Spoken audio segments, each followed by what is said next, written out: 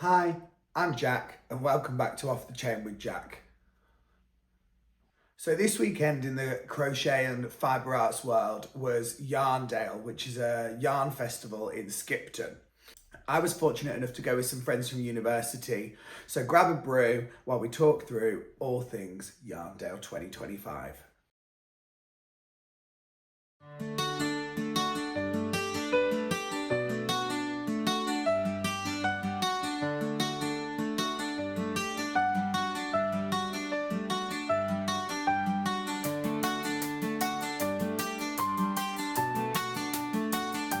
So if you've never heard of Yarndale, you're probably wondering, what is it?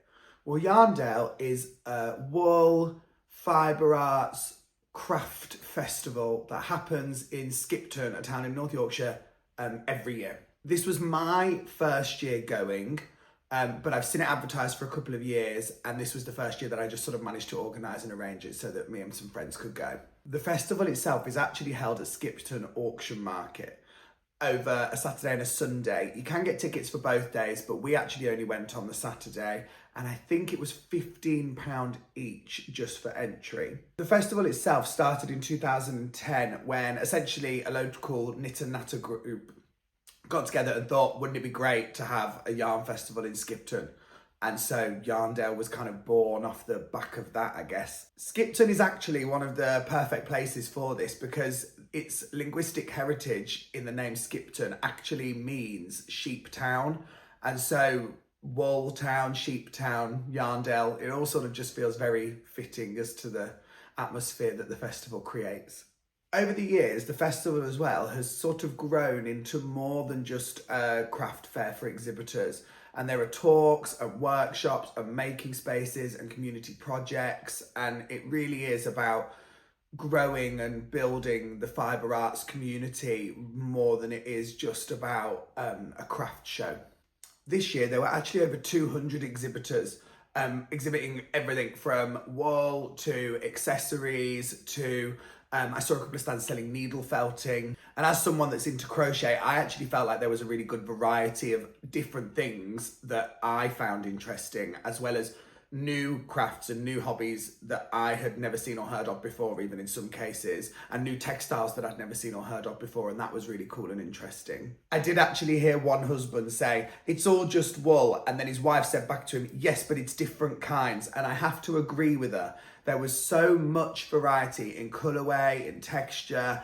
Every stand, every independent yarn dyer that was there was offering a different thing, and I think that was one thing that I didn't expect walking around and going into it, was what the sheer variety would actually be like within the festival itself. Every aisle that I walked down was new. There wasn't any real repetition, I didn't feel, in the stall holders. The festival organisers had done a really good job of making sure there was variety in everything. The other thing that the festival had was talks as well. So I've just got the little booklet that they give you here because I can't actually remember what all of them were. But some of them, as an example, were crafting a colourful life. There was one as well, actually, that talked about from farm to wool. So it was kind of the journey of wool to like raw wool hide from a sheep and taking that and spinning it and how that process works. And I thought that was really interesting. There's also an area called Makers Spaces where different groups, so like a local, I want to say knit and natter, stitch groups, there was a lace making group as well, I saw at one of them.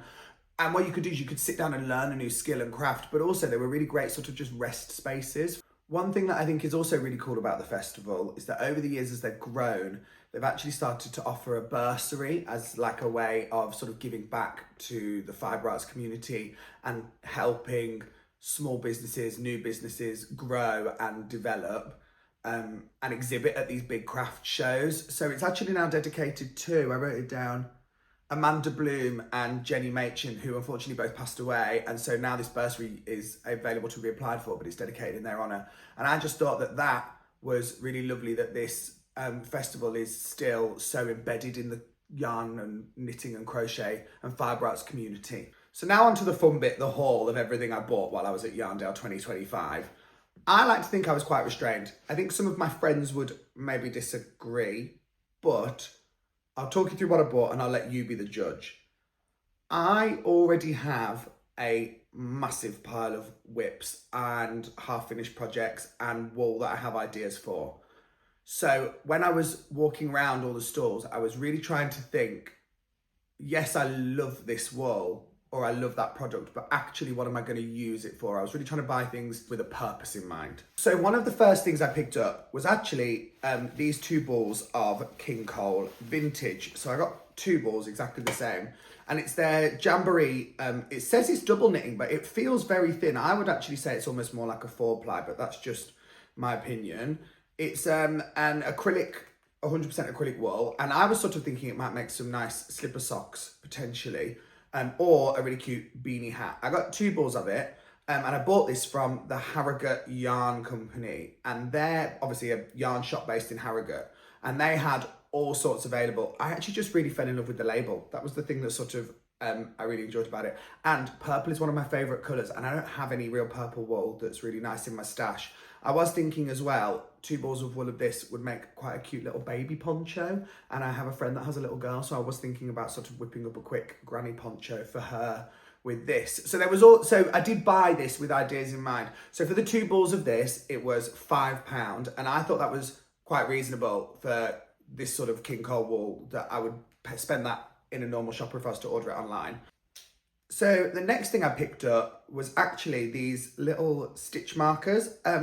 I just love having a really good variety of stitch markers, and I use a lot of the little plastic hook ones that sort of look like a padlock, but I do like the sort of more cute and dainty ones. And I saw these in a little set in the tin, and I just sort of couldn't resist. And then when I found out that the tin screwed shut, so I could actually fill it with lots of other stitch markers and have a little tin of them, it just sort of felt very necessary all of a sudden.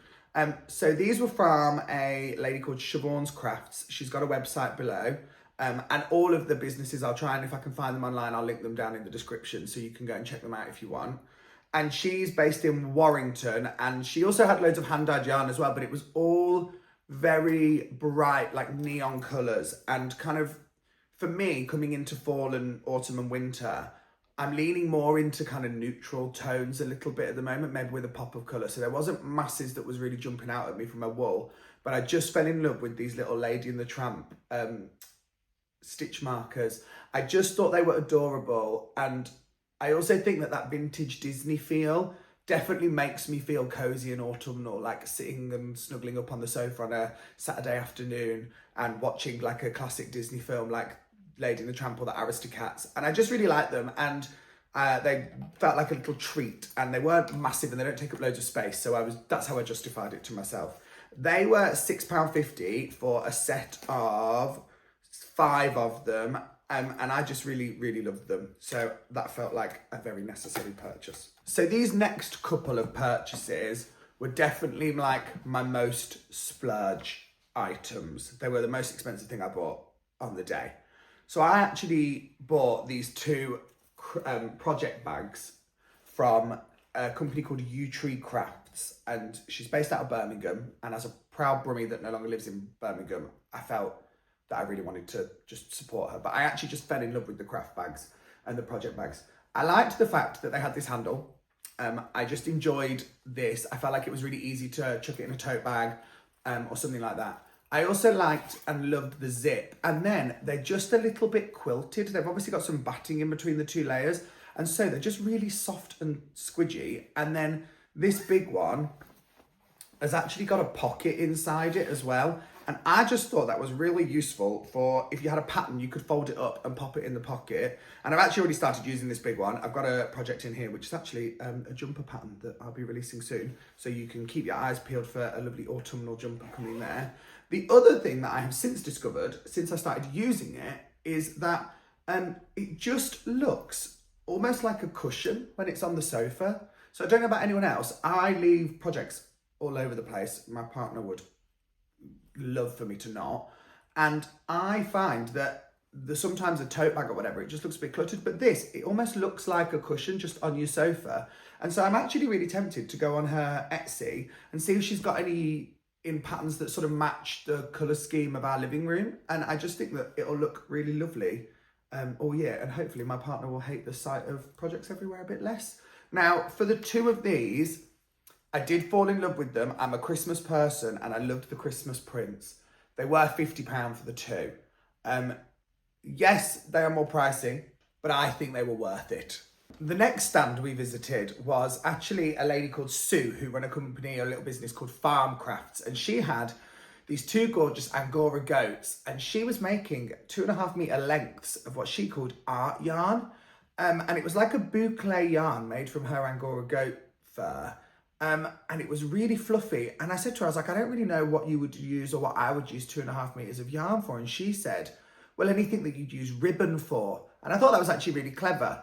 So it was £2.50 for a 2.5 metre length. And I thought that was actually really fairly priced for a hand-spun yarn like this. And I didn't pick any up, and I wish I had, because now we have a small Christmas tree that goes in our kitchen, and I just think it would look gorgeous in like a red and green, this lovely yarn running around the Christmas tree. So I wish I'd picked some up and I hadn't, and I'm a bit annoyed at myself now. The next stand wasn't actually a business or a shop, it was a charity.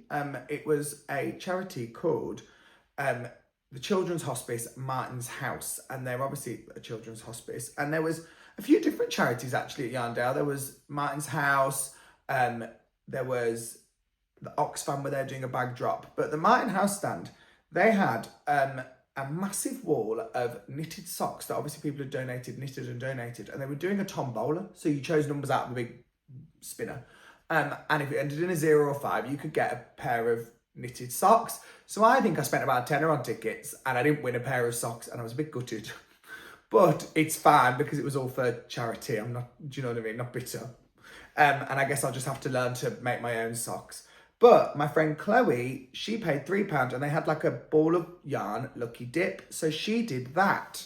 And so what she did is she reached in and she pulled out this gorgeous ball of Sadar Heart and Soul wool 4-ply yarn. And it's 75% wool, 25% nylon 4-ply for sock knitting. But I'm actually developing a pattern at the moment for socks, for crochet socks. And so I actually said to her, if you don't want it, because she likes crocheting with chunkier wool, then I will happily take it off you and I will develop it with the pattern, and I think I will possibly gift it back to her in a pair of lovely socks when the pattern is a bit more developed and it works better and things like that. So she will get it back, but it means that I didn't have to buy any wool to practice and work on this pattern. The next stand we visited was a shop called Ducky Darling Yarns, and we were there for probably a good half hour, 45 minutes talking to the bloke. Now, Ducky Darling Yarns was probably our favourite because they had like a double booth, so it was a bit bigger, but their colour palette was just gorgeous. It was like still colourful, but it just felt really autumnal and that kind of fall winter vibes, which is really what I'm leaning into at the moment. And so while we were there, I actually picked up this set of mini skeins, which are based or inspired by the book. I think it's called The Pumpkin Spice Cafe by Laurie Gilmore. I've seen it all over TikTok. I haven't read it because it's not really my vibe. It's a bit of a romance, cutesy novel, but I just fell in love with the colourway. I loved this pinky colour with the like mustard and then the burgundy, and I just saw it and I thought, how gorgeous are they? I have no idea what I'm really going to do with them yet. I'm leaning towards the idea of doing like a mini skein blanket or a mini skein jumper and collecting some more as time goes by, but for now they can just sort of sit in my stash and look lovely. The other thing that they had at Ducky Darling Yarns, which was really cool, was this hand crank sock tube knitting machine, a bit like a Centro machine but smaller, and I thought it was the best thing ever. I thought those sock tubes were just brilliant, but I had no idea how you'd turn them into the socks. And the guy we were talking to said that essentially what you do is you cut off a length and then you sort of put a ribbing for the top of the ankle and then a toe and a heel in it. And I said, how do people do that? And he goes, well, it's knitting, so you just pick up the stitches. And I thought to myself, I bet you could crochet a toe and heel into that. Like, I 100% bet you could. And I really wish I'd picked up a tube of their socks to see if I could do that, because I think it would just be brilliant to have that mixture of knit and crochet combo, and then you get that joy of knitted socks, but without having to learn to knit. And I really wish I'd picked them up, but I didn't. So it's going on my Christmas list. They were £22 a piece, and the mini skeins were £25. So I spent £25. I will probably end up spending another 22. The next stand we visited was called Joe's Toes. And we started off talking to this bloke, and I thought he was Joe, but he's not Joe. I can't remember his name, and that's really awful. But he wasn't called Joe. And what they sold was slipper making kits. So you could buy full kits for crocheting and knitting your own slippers. So you got the sole, you got the yarn, everything. Or you could buy just the individual components. I've got loads of yarn in my stash. So I really did toy with getting some of the soles because they had leather soles, Vibram soles, like walking boot leather, walking boot rubber soles. They had suede, felt, some of them were grippy felt. They were just mint, and they had all the holes poked in them already, and I thought that would be great for making some slippers. And then I thought to myself, Jack, you have enough whips. You do not need more. Put them back. So I didn't get any of that. They were very reasonably priced as well. The soles, I think, were £12, and then the full kits were kind of maybe about 20, 25, I think. But it felt very reasonably priced for what you were getting. And then they also had these garland making kits, and they were these gorgeous cut out felt jumpers, and they were so thick and just plush. And then you would stitch on your own like Fair design, and they were so gorgeous. And I thought about getting those, but I'm not very good at hand sewing anything. And so then I thought about getting it for my sister, but she's probably like me and got enough projects going on at the moment, but she does like a bit of hand sewing. They were really lovely, and I just loved the quality of everything. It felt like it was all really quality goods.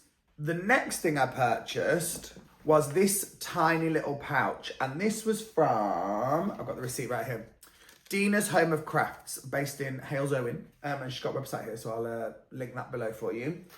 I just saw this little pouch and I thought it would be perfect for putting stitch markers in. I don't know about anyone else, stitch markers always get either lost at the bottom of my crochet hook pencil case and then I'm digging for them, or at the bottom of my project bags. So I thought if I had a little pencil case, like a little tiny pouch like this, I can fill it with stitch markers, with all the stitch markers I've got, and then that way I know where they are and I don't have to lose them. So to me, that was £6.03, bit of a random amount.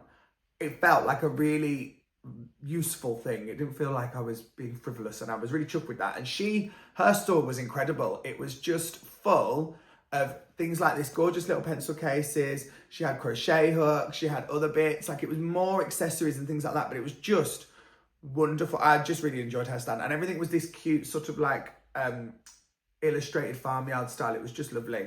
The next stand we visited was probably my favourite, and that was a company or a little business called Buttoned Up. And as the name suggests, they sold buttons.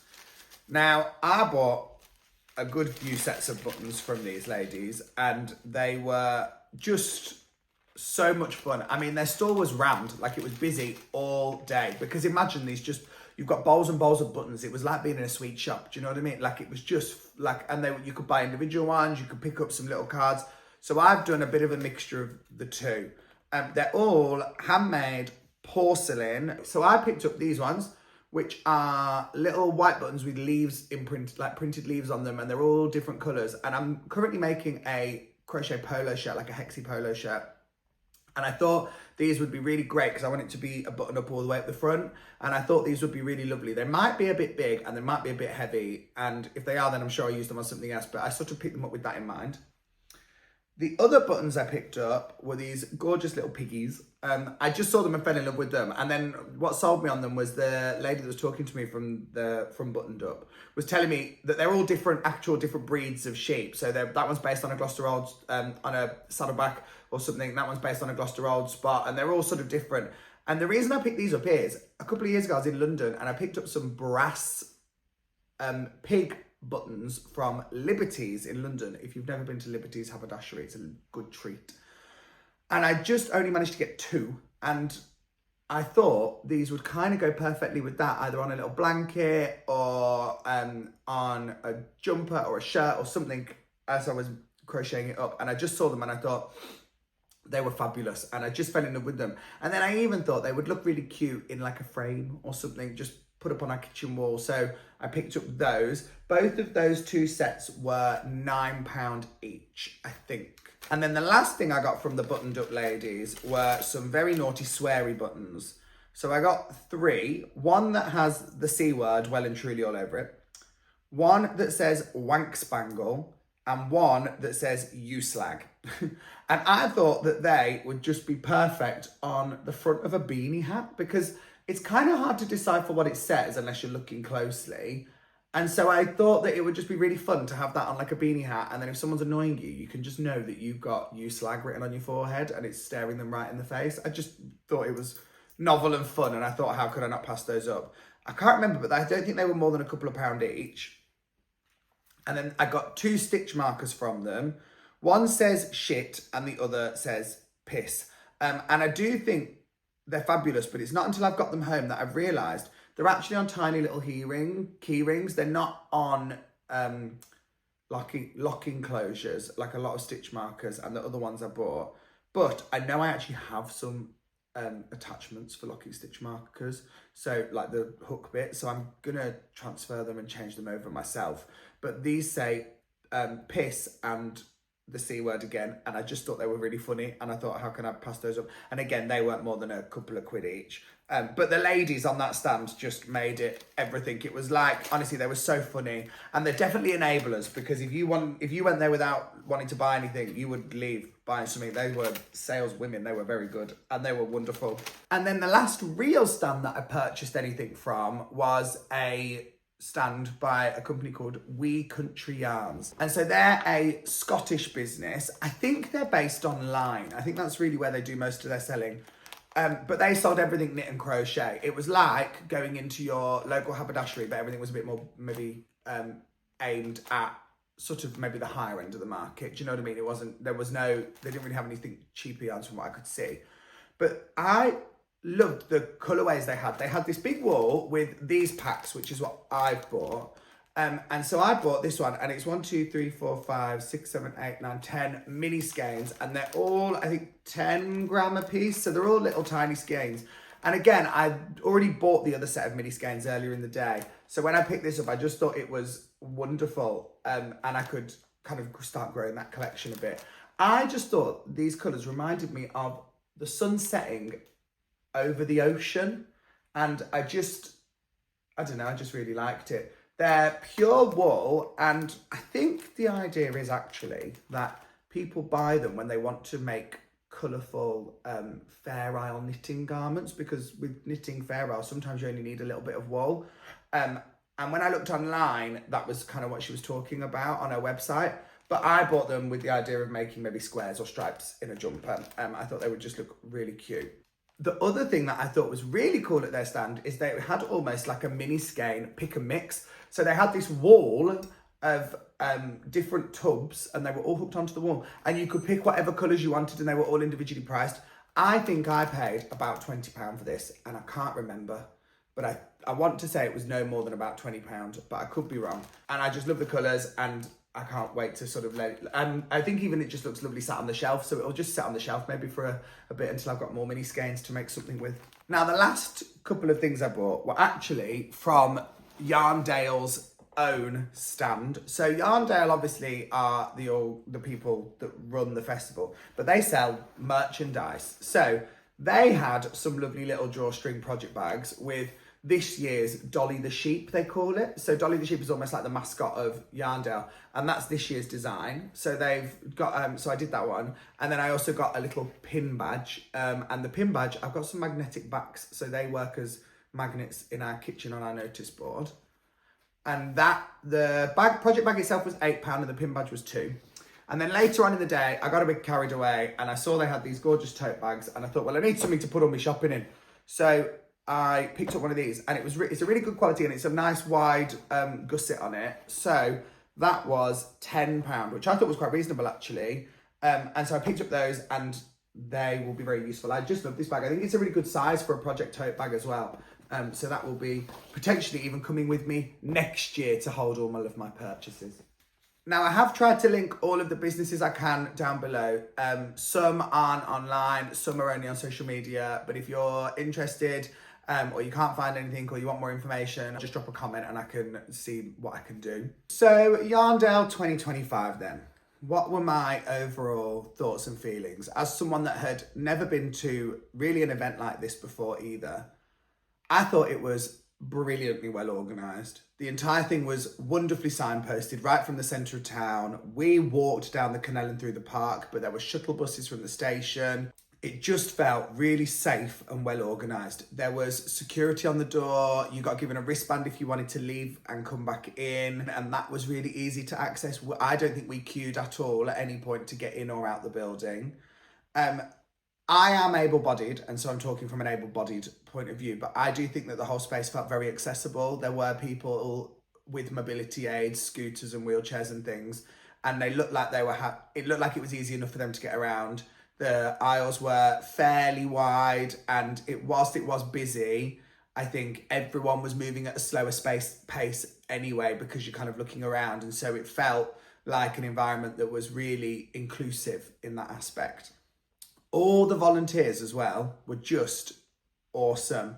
They were also kind and funny and helpful, and they all stood out. They had these green t-shirts on, and I really wanted to buy one, but because it had a little embroidered sheep on it, but they weren't for sale. You only get one if you volunteer. The other thing that I thought was brilliant was that there was so much space to just sit and absorb and enjoy the environment. They had obviously the maker spaces that I've talked about, but they had the theatre where the talks were happening, and you'd see people just sat there knitting and crocheting while they were listening to the talks. They had loads of spaces for just sitting and taking a breather, because it is a lot of on your feet for the whole day. And there was loads of toilets as well, so many toilets. So it really felt well organised and well run. I do think there are some things to note if you're thinking of going to something like Yarndale or another one of these sort of artisan fibre arts shows. It is busy. And if you're someone that doesn't necessarily do well with large crowds and enclosed spaces, it's worth considering and planning your visit in accordance with your own needs. We got there early on the Saturday and it was fairly quiet, and it then just kind of got busier and busier throughout the day.